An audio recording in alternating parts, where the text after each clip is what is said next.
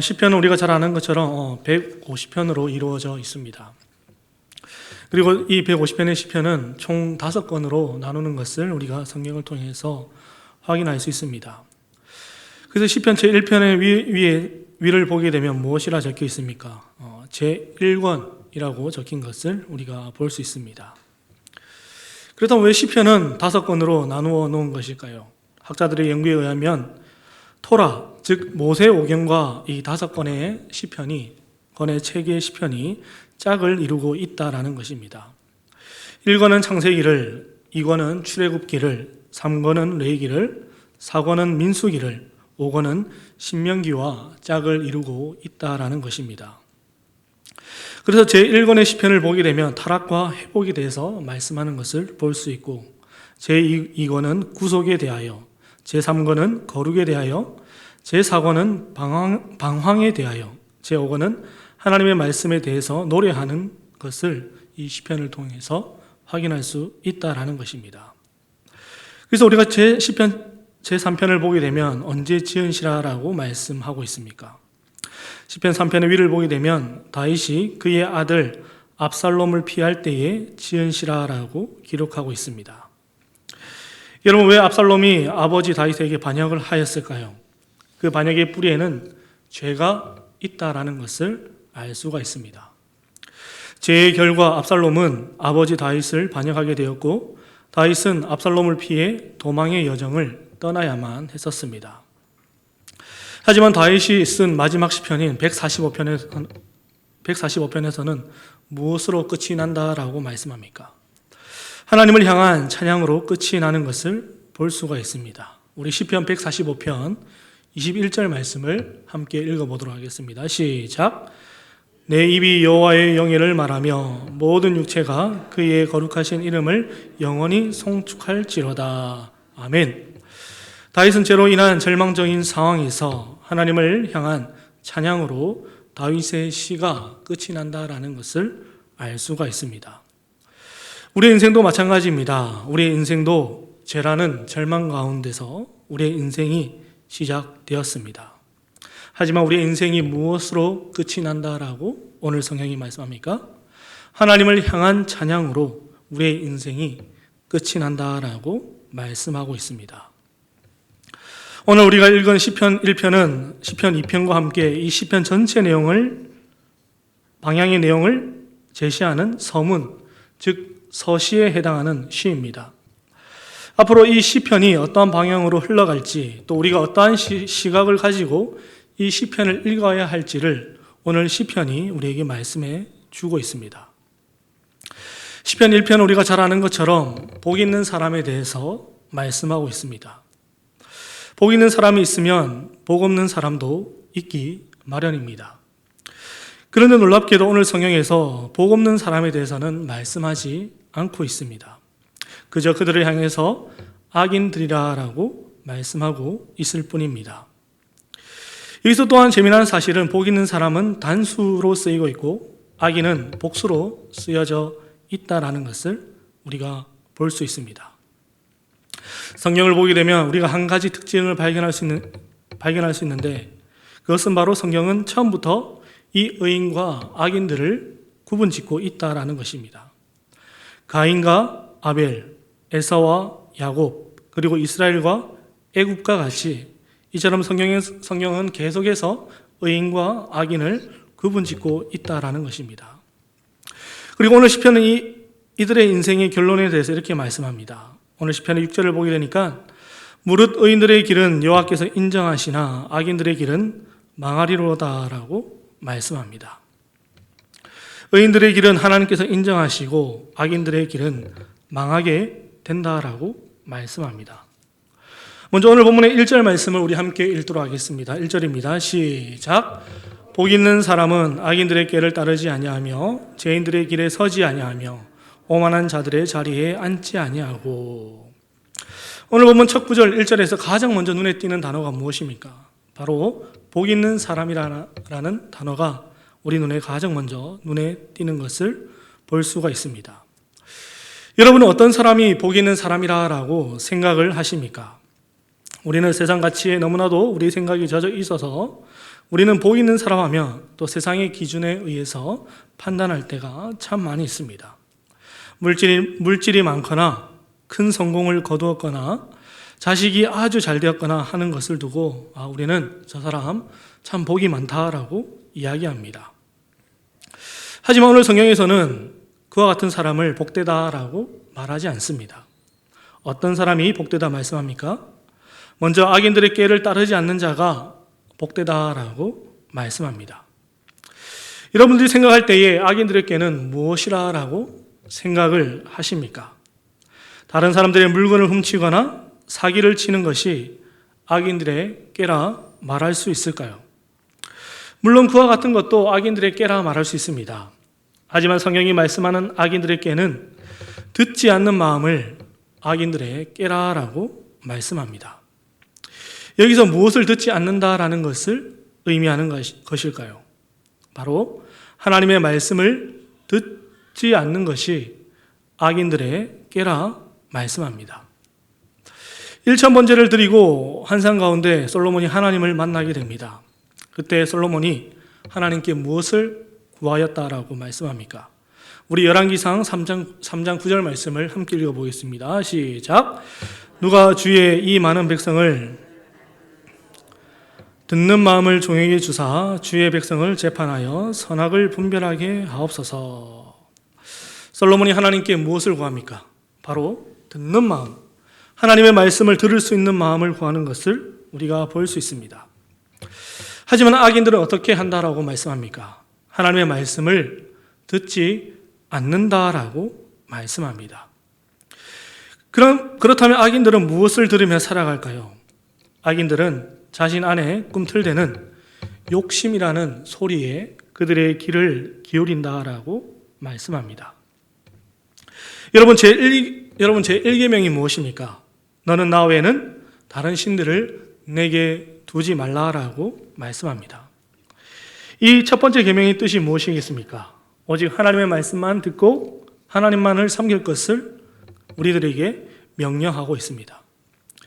그렇다면 이 하나님만을 섬기라는 1계명 반대편에는 무엇이 있다라고 말할 수 있을까요? 10번째 계명이 하나님을 섬기는 일의 반대에는 이것이 있다라고 말씀합니다. 우리 출애굽기 20장 17절 말씀을 함께 읽어보겠습니다. 시작. 탐내지 말라. 내 이웃의 아내나 그의 소나 물은 내 이웃의 소유를 탐내지 말라라고 말씀하십니다. 여러분, 하나님을 섬기는 일에 오직 하나님만을 섬기는 일의 반대에 무엇이 있다라고 말씀합니까? 내 이웃의 집을 탐내는 것, 즉 탐심이 있다라고 우리에게 말씀합니다. 두 번째, 복 있는 사람은 어떤 사람입니까? 복 있는 사람은 죄인들의 길에 서지 아니하는 자라라고 오늘 성경이 우리에게 말씀합니다. 여러분, 앞에서 복 있는 사람은 어떤 사람이라 말씀하였습니까? 악인들의 꾀를 따르지 않는다라고 말씀하였습니다. 여기서 악인들의 꾀를 따르지 아니한다라는 것은 악인들의 그 길문에 들어서지 않는다라는 뜻을 가지고 있습니다. 그리고 그 길문에서 두 번째 어떻게 한다라고 말씀합니까? 죄인들의 길에 서지 아니한다라고 말씀합니다. 죄인들의 길에 서지 아니한다는 것은 곧 그 길을 걸어가지 않는다라는 것을 의미합니다. 그리고 그 길 끝에 그 길을 쭉 걸어가다 보면 어떠한 결과가 있다라고 말씀합니까? 그것이 오늘 본문의 세 번째에 나와 있습니다. 세 번째, 복 있는 사람은 무엇을 하지 않는다라고 말씀합니까? 오만한 자들의 자리에 앉지 아니한다라고 말씀합니다. 여러분, 무엇이 오만일까요? 사전적 의미를 찾아보니까 태도나 행동이 건방지거나 거만함이라고 나와 있었습니다. 그렇다면 성경에서 말씀하는 오만함도 단순히 태도나 행동이 건방지거나 거만한 상태를 말하는 것일까요? 여기서 오만하다라는 것은 하나님을 부정한다라는 뜻을 가지고 있습니다. 성경이 말씀하는 오만함은 바로 하나님을 인정하지 않는 것, 하나님이 없다라고 하는 것이 바로 오만이라고 말씀합니다. 그래서 시편을 보게 되면 악인들이 하나님이 없다 하는 것을 반복해서 말씀하는 것을 볼 수가 있습니다. 우리 두 구절만 한번 보도록 하겠습니다. 시편 4절입니다. 시작. 악인은 그의 교만한 얼굴로 말하기를 여호와께서 이를 감찰하지 아니하신다 하며 그의 모든 사상에 하나님이 없다 하나이다. 시편 14편 1절.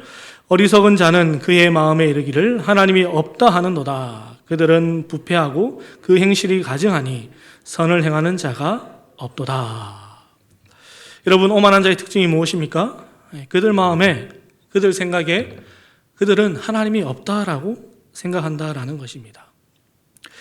그들이 하나님이 없다 하니 그들의 삶에는 부패와 가증스러운 것으로 가득하게 된다라고 오늘 성경이 말씀합니다. 계속해서 오늘 본문의 2절 말씀을 한번 읽어보겠습니다. 오늘 본문의 2절입니다. 시작. 오직 여호와의 율법을 즐거워하여 그의 율법을 주야로 묵상하는도다. 아멘.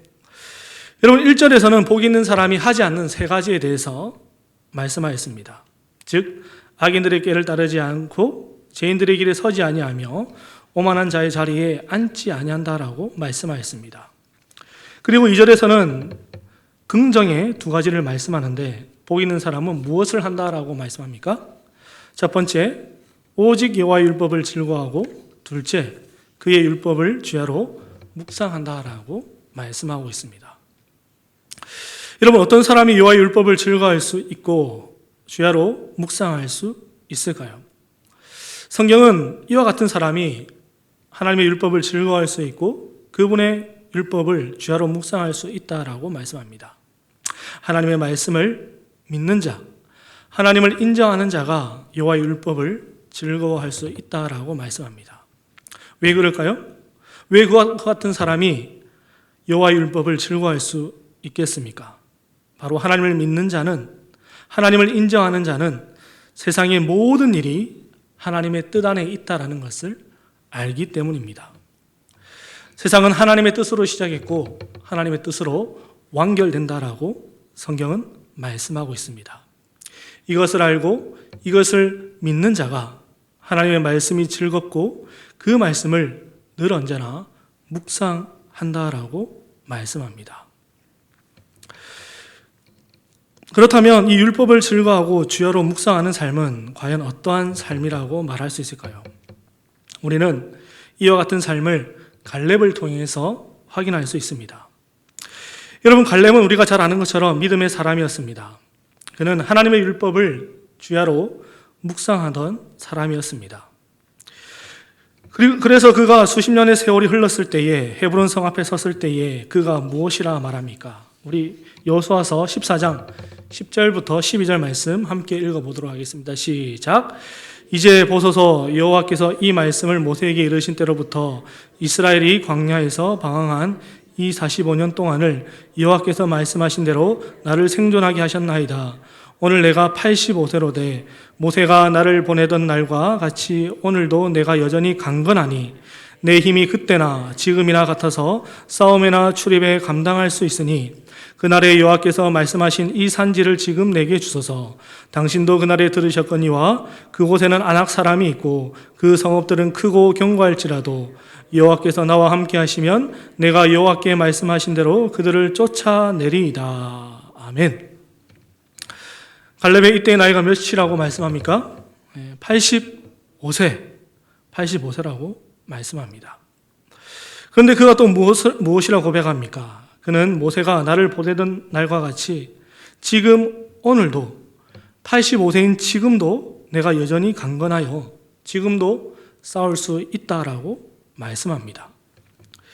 여러분, 갈렙이 왜 이렇게 당당하게 이렇게 믿음의 고백을 할 수 있었을까요?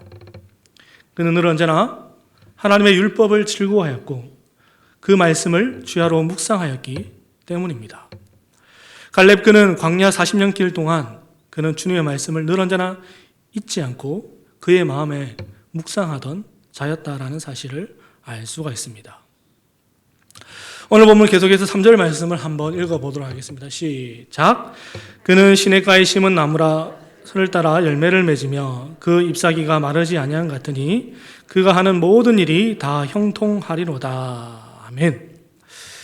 3절에서는 복 있는 사람을 비유로 설명하는 것을 볼 수가 있습니다. 무엇에 비유하고 있습니까? 시냇가에 심은 나무에 복 있는 사람을 비유하고 있습니다. 우리가 잘 아는 것처럼 팔레스타인 지역은 물이 굉장히 귀한 지역입니다.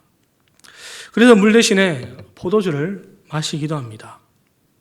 팔레스타인 지역을 가보면 우기에는 강이었던 곳이 건기가 되면 언제 강이었나 하듯이 메마른 땅으로 바뀐 것을 볼 수가 있습니다. 그와 같은 땅에서 나무가 잘 자라기 위해서 가장 중요한 것은 바로 물, 그 나무가 어디에 심겼는지가 굉장히 중요합니다. 나무가 자라기 위해서는 사시사철 물을 공급받을 수 있어야 합니다. 그런데 복 있는 사람은 어디에 심겨진 나무와 같다라고 말씀합니까? 바로 시냇가에 심은 나무와 같다라고 말씀합니다. 여기서 시냇가는 누군가에 의해서 계속해서 물을 공급받는 시냇가를 의미합니다. 그리고 그 나무는 누군가에 의해서 그 시냇가에 옮겨져 심겨진 나무라는 것을 알 수가 있습니다. 우리도 원래 어떤 사람이었습니까? 우리 또한 사막 한가운데서 말라 죽어가는 나무, 즉 제 가운데서 사망을 향해 달려가는 자들이었습니다. 그와 같은 나무를 주님께서 어떻게 하셨다라고 말씀합니까?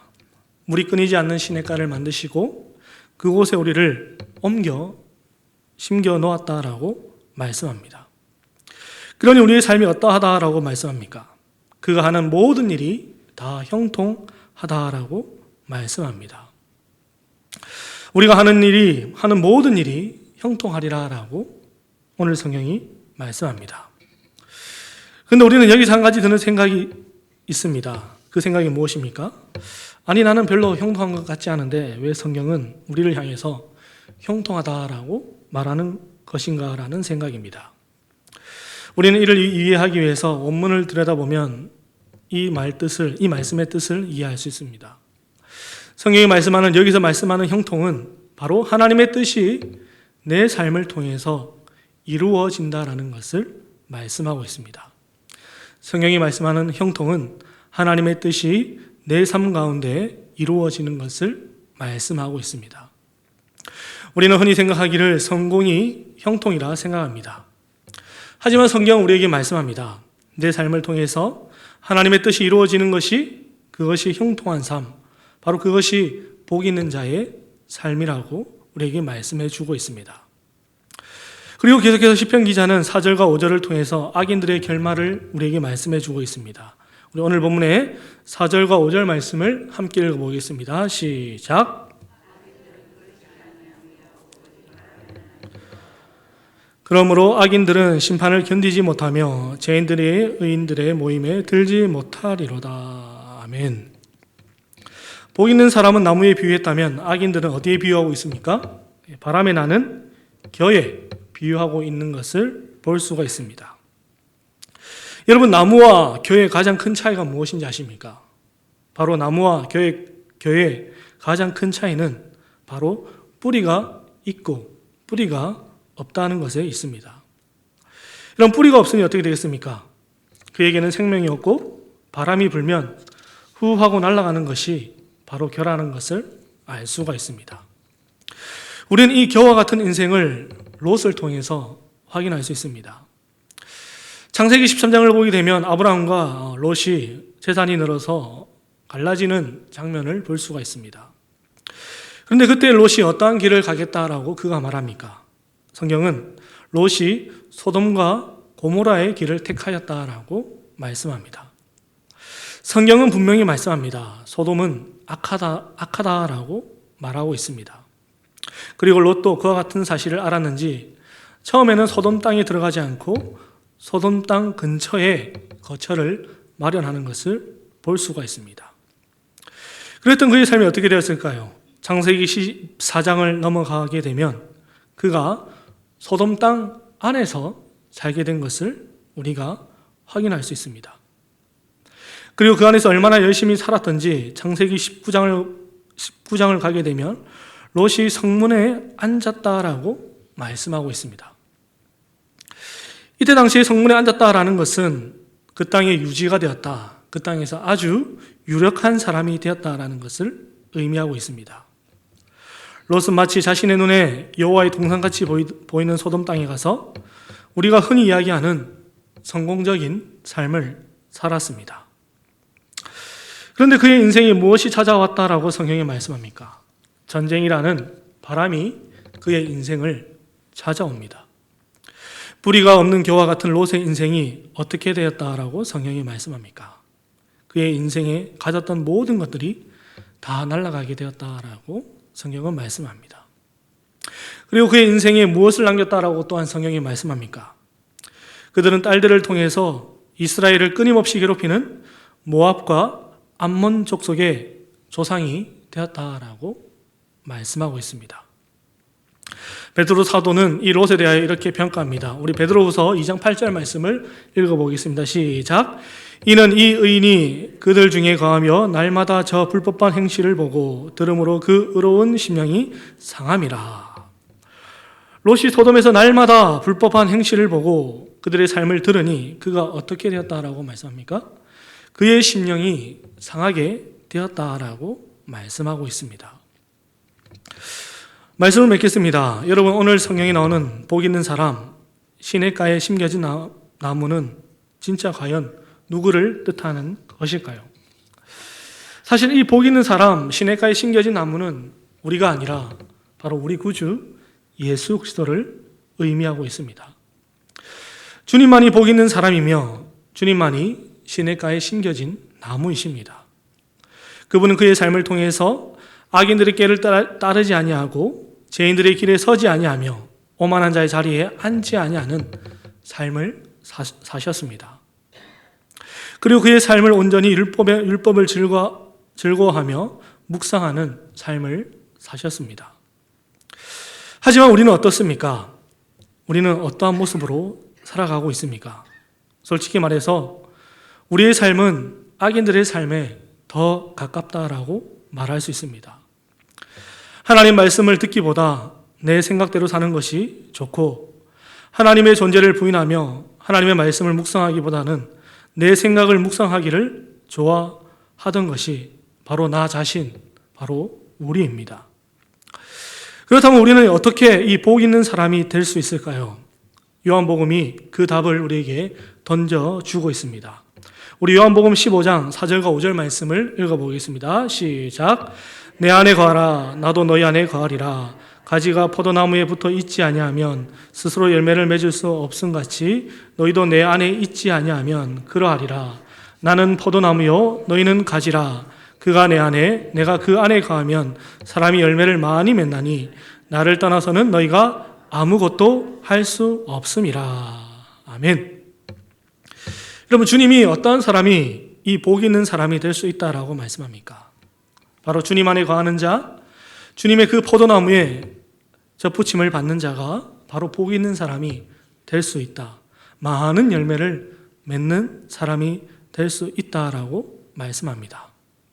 주님은 나를 떠나서는 우리가 아무것도 할 수 없다라고 말씀합니다.